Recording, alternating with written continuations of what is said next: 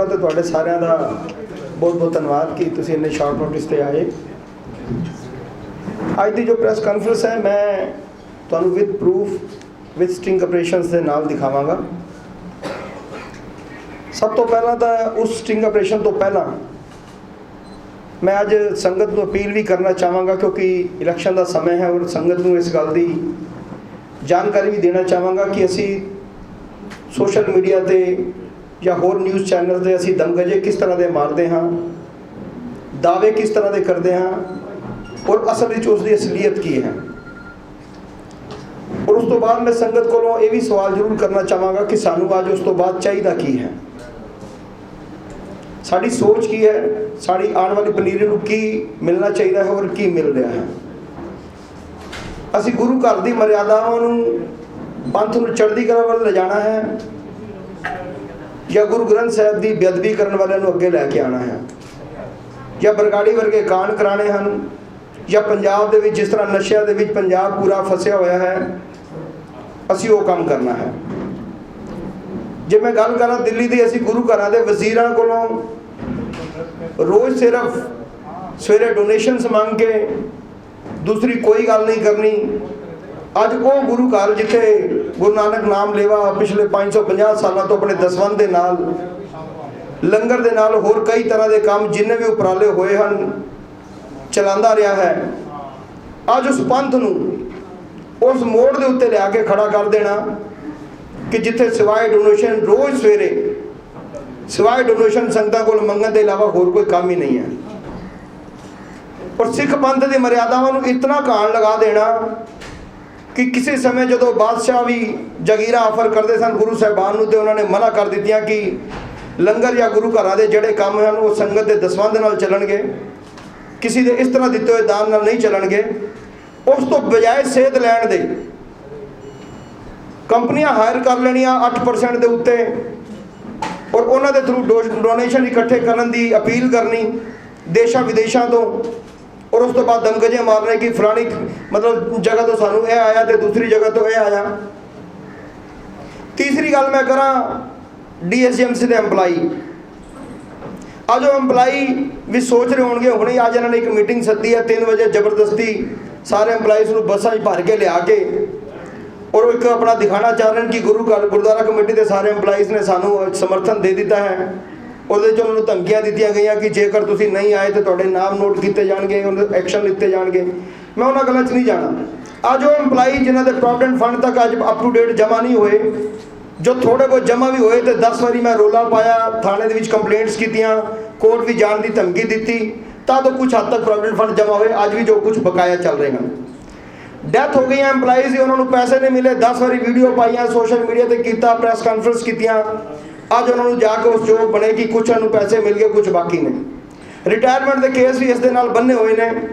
ਪਿਛਲੇ 8 ਸਾਲਾਂ ਦੇ ਵਿੱਚ ਐਮਪਲਾਈਜ਼ ਨੂੰ ਡਰੈਸ ਤੱਕ ਨਹੀਂ ਮਿਲਿਆ ਔਰ ਚੰਦ ਉਹ ਚਮਚੇ ਐਮਪਲਾਈ ਜਿਹੜੇ ਸਿਰਫ ਔਰ ਸਿਰਫ ਇਹਨਾਂ ਦੇ 2 ਨੰਬਰ ਦੇ ਕਾਰਨਾਮਿਆਂ ਦੇ ਵਿੱਚ 2 ਨੰਬਰ ਦੇ ਕੰਮਾਂ ਦੇ ਵਿੱਚ ਇਹਨਾਂ ਦੇ ਭਾਗੀਦਾਰ ਬਣਦੇ ਹਨ, ਉਹਨਾਂ ਨੂੰ ਪ੍ਰਮੋਸ਼ਨਸ ਜਾਂ ਉਹਨਾਂ ਨੂੰ ਹੋਰ ਕਈ ਤਰ੍ਹਾਂ ਦੇ ਬੈਨੀਫਿਟਸ ਦੇ ਦੇਣੇ।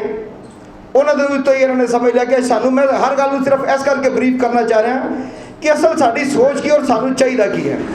उस तो बाद जो गल स्कूलों कॉलेजों की करिए, जिस तरह 4 इंस्टीट्यूशन बंद हो गए, Guru Nanak institute of management बंद हो गया, IT बंद हो गया, हरगोबिंद इनकलेव बंद हो गया, स्कूलों के जो हालात रहे 5 उन्होंने सैलरी तक धरने मारने पे, उस तो बाद हड़ताल करनिया पईयां। उन्हों का प्रोविडेंट फंड जो करोड़ों रुपए च बनता है वो रोक के 3 महीने उन्होंने 100% सैलरी दे के फिर एक धोखा देने की कोशिश की गई। मतलब उन्होंने ही पैसे जो प्रोविडेंट फंड के सरकारों को जमा नहीं कराए, डिपार्टमेंट को जमा नहीं कराए प्रोविडेंट फंड को, उस पैसे को चुक के सैलरियां के 100% भुगतान दे देना। चूंकि इलैक्शन है सिर्फ 2 और 3 महीने, कोई रोड मैप ना होना, असी जा किहड़े पासे रहे हैं, सानू सिर्फ सोचने की लोड़ है। साडे स्कूलों का स्टैंडर्ड जो गिरदा जा रहा है उस दे बारे सोचने की लोड़ है कि असी अपनी नवी पनीरी नूं अज दी हिसाब के नाल जिहड़ी नवी जो सोच है उस अनुसार उन्होंने जो नवी टैक्नोलॉजी है उस हिसाब से उन्होंने पढ़ाई देनी है, विद्या के खेत्र में अगे ले जाना है। या चलते IAS IPS इंस्टीट्यूशन जिहड़े असी शुरू किए सन उन्होंने बंद करके सिर्फ दमगजे मारने हैं। उस तो बाद असल गल जिते तो मैं आना कि अज जिहड़ा मैं स्ट्रिंग ऑपरेशन दिखाने लगा हाँ कि जो असी पूरे संसार भर दे विच रौला पाया जी, संगत जी दुनिया का सब तो वड्डा सब तो बड़ा डायलिसिस सेंटर 100 बैड का 550 बैड का जो हस्पताल बनना सी उन्होंने सिर्फ एक छोटा जहा डायलिसिस सेंटर बना के रख दिता। 100 बैड तो किस तरह 30 बैड तक आया, पुरानी मशीनों नाल किस तरह उत्थे डायलिसिस होए, किस तरह उत्थे डेथ भी हुई, किस तरह उत्थे एमरजेंसी तक नहीं है, एंबूलेंस तक नहीं है, होर कई तरह की कोई फैसिलिटियां नहीं है, ब्लड बैंक नहीं है। तो अज उस तो बाद दूसरी गल करनी कि बई असी उत्थे 100 बैड का कोविड हॉस्पिटल बनाने जा रहे हैं, किसी तरह की कोई परमिशनस ना लैनी, किसी तरह का होर कोई उत्थे ब्लड बैंक ना होना, होर जी फैसिलिटियां होनी वो ना होनिया। मैं दिखाना यह चाहांगा सब तो पहला कि जड़ा डायलिसिस सेंटर चल रहा सी 100 बैड का रोला पा के 30 बैड का बनाया, वो 30 बैड का भी अज बंद हो गया। तो अज सानू समझ लेना चाहिए है कि आने वाला 100 बैड का जड़ा संगत को दिखाने वास्ते इलैक्शन स्टंट जहाँ असी 100 बैड का रोला पा रहे हैं कि असी हॉस्पिटल बना रहे हैं, दुनिया का सब तो बड़ा बिल्कुल फ्री कई तरह की फैसिलिटियां, थले कुछ नहीं है। डायलिसिस सेंटर एक छोटा जहा पार्ट होता है किसी भी हॉस्पिटल का, छोटा जहा पार्ट, बाकी तो हॉस्पिटल बहुत बड़ा होता, कई तरह की फैसिलिटीज होंगी, कई तरह की सर्जरी होंगी, कई तरह के होर कई काम होंगे। अगर असी वो 100 बैड का डायलिसिस सेंटर कह के 30 बैड तो शुरू करने और वो 30 बैड भी अज बंद हो जाता है, तो फिर आने वाले 100 बैड के जोड़े दमकजे मार रहे हैं हॉस्पिटल के, उसके की हालात होंगे। तुसी इस वीडियो तो चेक कर लो कि साडा डायलिसिस सेंटर किस स्टेज उत्ते खड़ा है। स्टार्ट कीजिए डायलिसिस सेंटर वाला बाला साहब हॉस्पिटल के जो डायलिसिस सेंटर चल रहा है, तुसी आराम नाल उत्थे दे जो वर्कर बैठे ने, जो एम्पलाइज बैठे ने, उन्हों की जबानी सुनना की हो रहा है।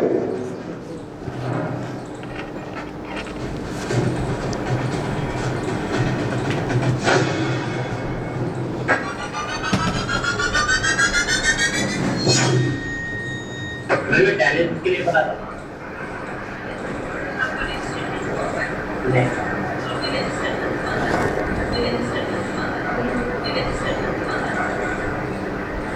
वैसे कब तक होगा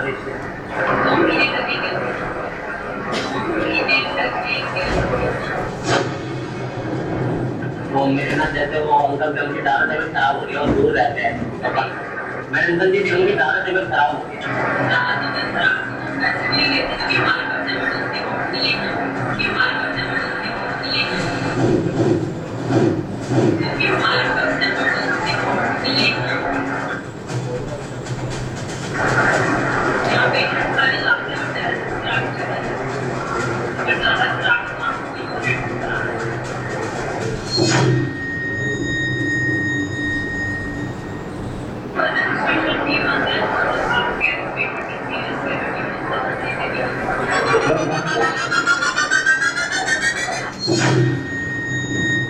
डायलिसिस के लिए पूछना था मेरे अंकल जी, उनकी थोड़ी दादा तबीयत खराब है, मतलब हाँ जी किस तरह से तबीयत खराब है, उनको डायलिसिस की दिक्कत है, डायलिसिस कराना होगा मेरे को, मतलब किराए रहते हो, मैं तो संगम में आता हूँ वो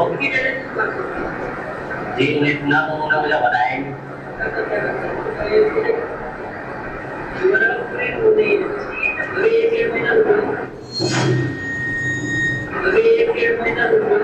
अच्छा और 1-1.5 महीने बाद हुआ। देखा जी आपने सबने 100 बेड का डायलिसिस सेंटर दुनिया का सबसे बड़ा, उसके बाद वो 30 बेड पे आ गया, 30 बेड वाले की रजिस्ट्रेशन बंद हो गई। हम सिर्फ डायलिसिस सेंटर 30 बेड का नहीं चला पाए तो इतना बड़ा हॉस्पिटल जो हम शोर मचा रहे हैं सोशल मीडिया पर, जिसका हम इनॉग्रेशन करने के लिए वो इतना दुनिया भर का सारो ताम झाम कर रहे थे, क्या सिर्फ इसलिए कि संगत को धोखा देकर उनके वोट्स ले सकें। जिस तरह से दूसरी राजनीतियों में लोग करते हैं, झूठे वायदे करके, लुभावने वायदे करके इलेक्शन को जीतने की कोशिश करते हैं हर हथकंडा अपनाकर, क्या दिल्ली गुरुद्वारा कमेटी का गुरु घर का जो सेवा का चुनाव है, गुरु घर के कस्टोडियन बनने का जो चुनाव है, वो भी उसी तर्ज पे लड़ा जाएगा, वो भी उसी तर्ज पे वो जीता जाएगा। संगत को गुमराह करके, गुरु महाराज को धोखा देकर, पंथ और कौम की मर्यादाओं को चोट पहुंचाकर। अब मैं आपको दिखाऊंगा जो दूसरा सबसे बड़ा वादा किया था, 50 रुपए में MRI। संगत जी सबसे सस्ता पूरे हिंदुस्तान का ऑल ओवर वर्ल्ड में 50 रुपए में MRI। अब आप देख लीजिए कि वो 50 रुपए की MRI अभी तुरंत इसी टाइम एट प्रेजेंट जाओ देखो।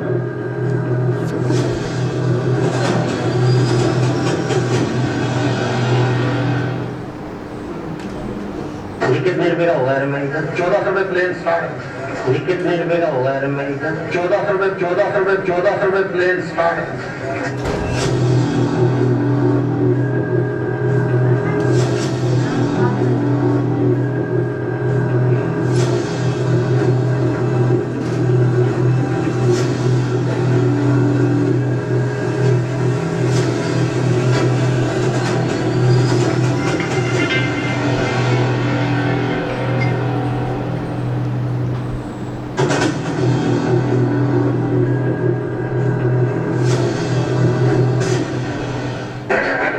कितना टाइम लगेगा वो बता देते हैं। तो पूरा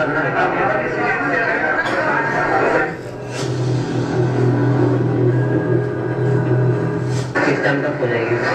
वो डेली थोड़े ज़्यादा ना डेली के बीच में कर लेते हैं। कितने की हो गई हमारा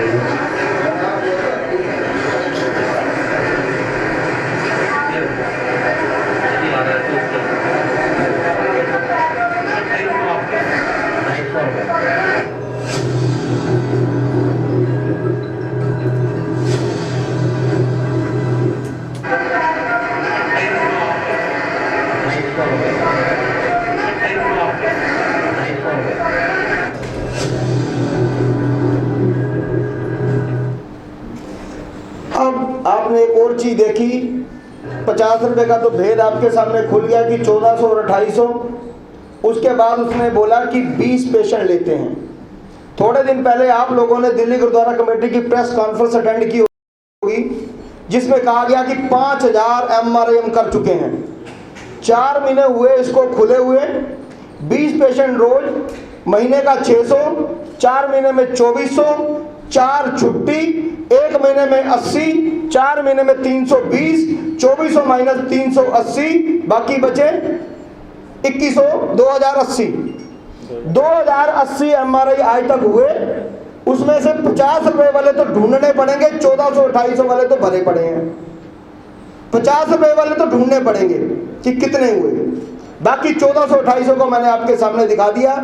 ये है दिल्ली गुरुद्वारा कमेटी का सबसे सस्ता ऑल ओवर वर्ल्ड का शोर मचाने वाला 50 रुपए का MRI।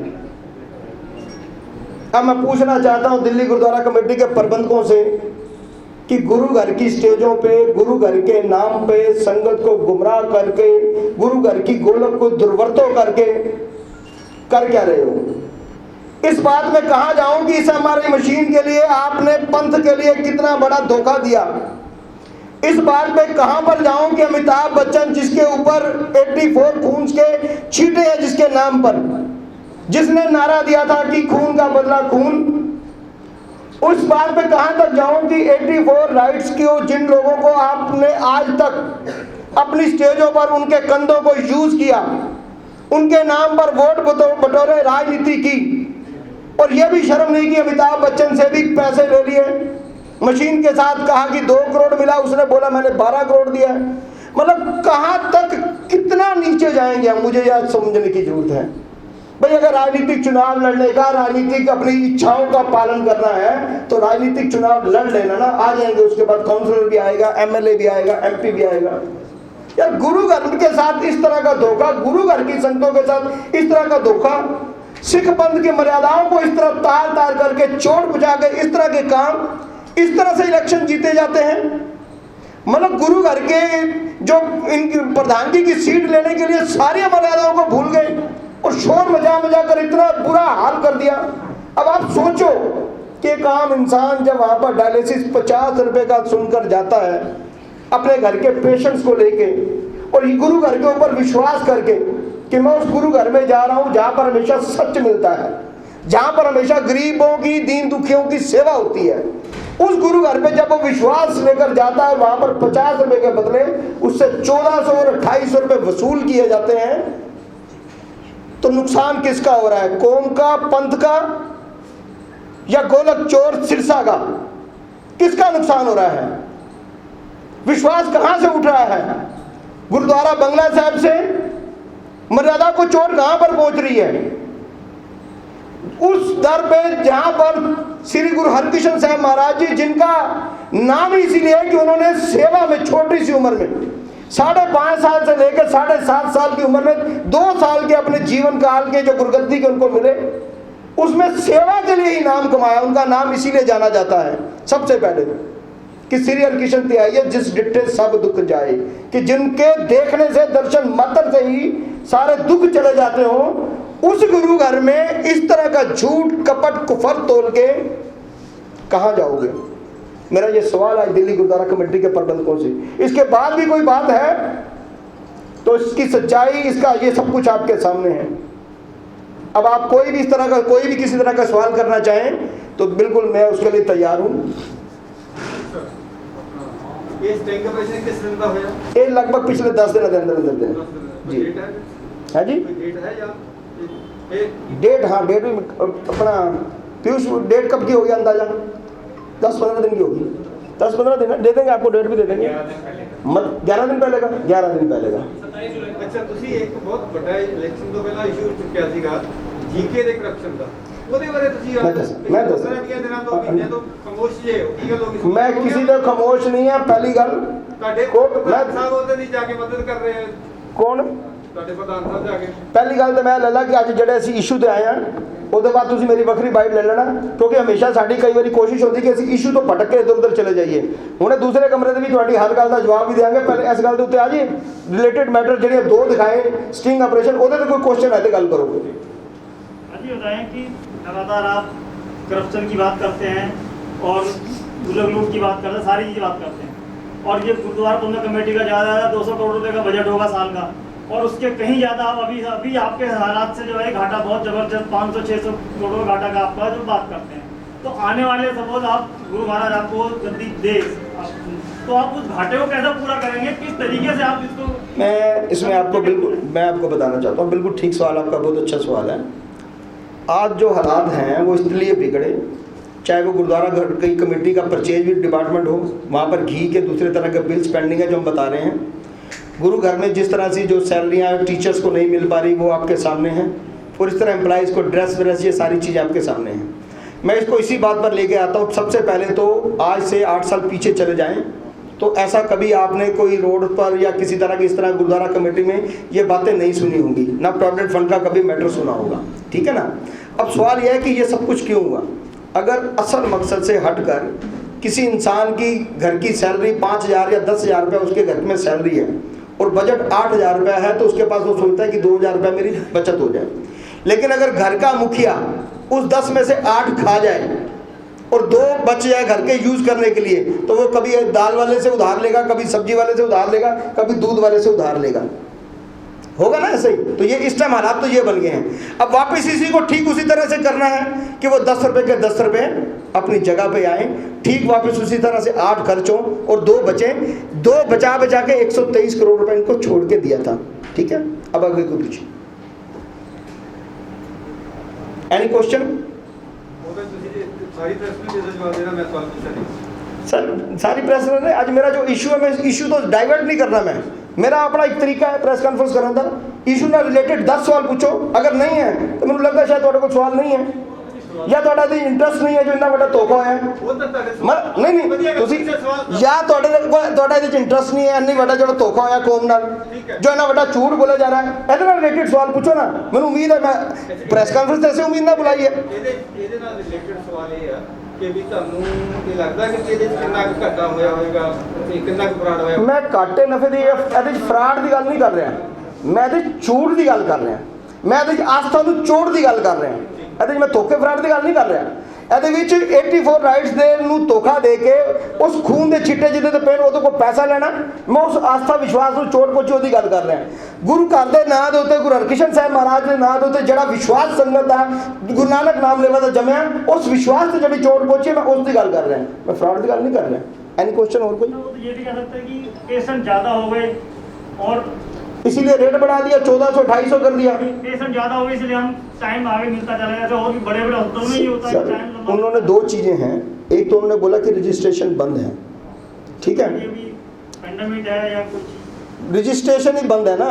रजिस्ट्रेशन बंद का मैं आपको बोल रहा हूँ कि 30 बेड का था वो भी आज बंद है। रजिस्ट्रेशन बंद का मतलब कि आपका कोई डायलिसिस नहीं होगा, यहाँ पे डायलिसिस नहीं होगा, बंद है। अगर मैं ठीक हूँ, मेरा काम बहुत बढ़िया है, तो मैं दरवाजे खोल कर रखूँगा ना।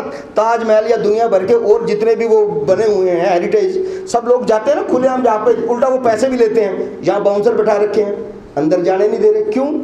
अगर मेरा काम बढ़िया है, अगर मेरे सारे काम के चर्चे होने चाहिए तो दरवाजे खुले हैं, कोई भी जाए। आप अभी जाके देख लो, वहाँ बाउंसर बैठे हैं, क्यों बैठा रखे हैं? इसलिए कि अंदर की सच्चाई बाहर ना आए, पर सच तो सच ही होता है, कैसे ना कैसे वो बाहर आ ही जाता है। एनी क्वेश्चन और कोई? ठीक है जी, थैंक यू जी। चाय पानी के लिए प्लीज लेके जाएं सर।